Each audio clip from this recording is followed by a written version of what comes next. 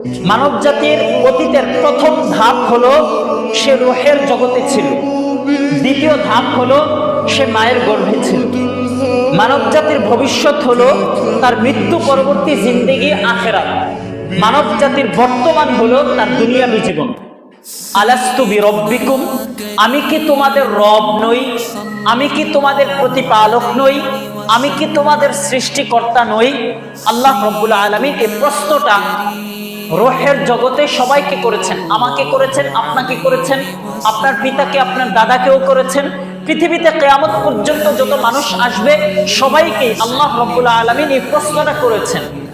ফলে আমরা উত্তর দিয়েছি ক্বালু বালা শাহিদেনা, অবশ্যই আপনি আমাদের রব, এই সাক্ষী আমরা আপনাকে দিচ্ছি।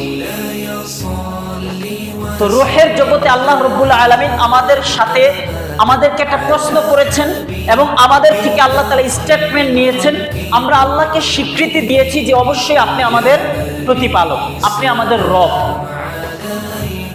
এখন আল্লাহ তাআলা এই মেকানিজমটা কেন করলেন? এই যে রূহগুলোকে একত্রিত করলেন, আবার তাদেরকে একটা প্রশ্ন করলেন, নিজের ব্যাপারে আল্লাহ তাআলা একটা সাক্ষী, একটা স্টেটমেন্ট নিলেন, এটা কেন করলেন? আল্লাহ তাআলা উত্তর দিচ্ছেন আন তাকুলু ইয়াউমাল কিয়ামাতি ইন্না কুন্না আন হাদা গাফিলিন, যাতে তোমরা কিয়ামতের দিন এই কথা বলতে না পারো যে আমি যে তোমাদের রব, এই ব্যাপারে আমি তোমাদের থেকে কোনো স্বীকৃতি নেই নাই, এই ব্যাপারে আমি তোমাদেরকে কোনো সংবাদ দেই নাই, এই কথাটা যেন বলতে না পারো। তাই রূহের জগতেই আমি তোমাদের থেকে সর্বপ্রথম একটা স্টেটমেন্ট নিয়ে নিলাম যে তোমরা আমাকে স্বীকৃতি দিয়েছো আমি তোমাদের রব।